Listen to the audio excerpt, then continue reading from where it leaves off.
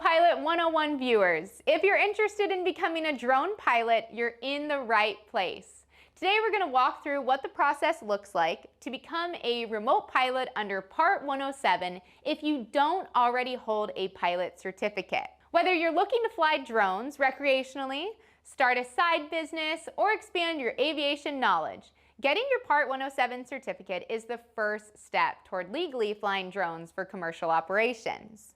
The FAA has a clear step-by-step process, and once you understand the flow, it's actually very simple. So let's get into it. Step 1 is to obtain what's called an FAA tracking number, or an FTN. To do this, you'll create a profile in the FAA's Integrated Airman Certification and Rating Application System, also known as IACRA. This step needs to be completed before you can register for your knowledge test.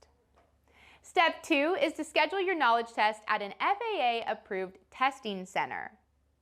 When you arrive for your test, make sure you bring a government-issued photo ID because the testing center will need to verify your identity before you begin. Of course, in order to successfully pass the Part 107 test, you must study and learn the material. It's important to understand that this isn't something most people can pass without studying. The FAA knowledge test covers a wide range of aviation topics, including airspace, weather, regulations, airport operations, and aeronautical decision-making. For many drone pilots, especially those without an aviation background, these concepts can be completely new. That's why having a structured training program can make a huge difference in how quickly and confidently you prepare. Our Remote Pilot 101 course was designed specifically to break down these topics into easy-to-understand lessons that walk you step by step through everything you need to know for this exam. If you're serious about passing the Part 107 knowledge test the first time and becoming a safe, knowledgeable drone pilot, we encourage you to check out Remote Pilot 101 and use it as your study guide on the journey to earning your certificate. Now, on to Step 3. Step 3 is passing the initial aeronautical knowledge test, which is called the Unmanned Aircraft General-Small, or the UAG test.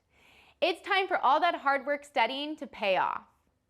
Once you've successfully passed the knowledge test, the next step is to complete FAA Form 8710-13, which is the application for your remote pilot certificate. This is done electronically through the IACRA system.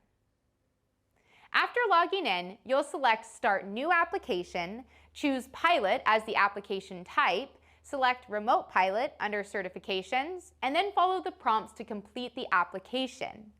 At one point, you'll be asked to enter your 17-digit knowledge test exam ID.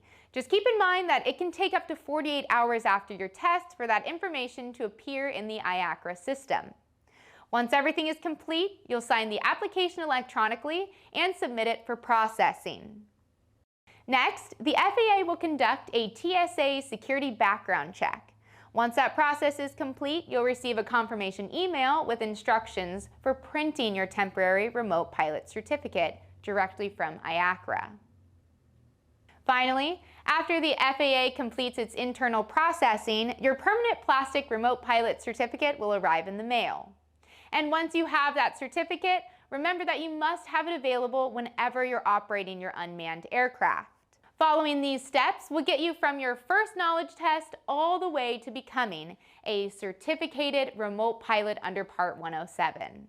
Lastly, it's important for all pilots, including certificated remote pilots, to keep their aviation knowledge current and up to date. If you hold a remote pilot cert, the FAA requires you to complete recurrent training every 24 calendar months in order to continue exercising those Part 107 privileges. To maintain currency, you'll complete the Part 107 Small UAS Recurrent Training Course, also known as ALC-677, through the FAA Safety Team website. The good news is that this course is completely free. It's completed online and most pilots can finish it in about an hour or less. Completing this recurrent training ensures that you stay familiar with current regulations, airspace updates, and safe drone operating practices. Keeping your knowledge current is a key part of being a responsible and professional drone pilot. I also want to point out that when you purchase a Remote Pilot 101 course, you have access for life. Any updates, changes, they're all at your fingertips. We are here to help make your drone flying a complete success.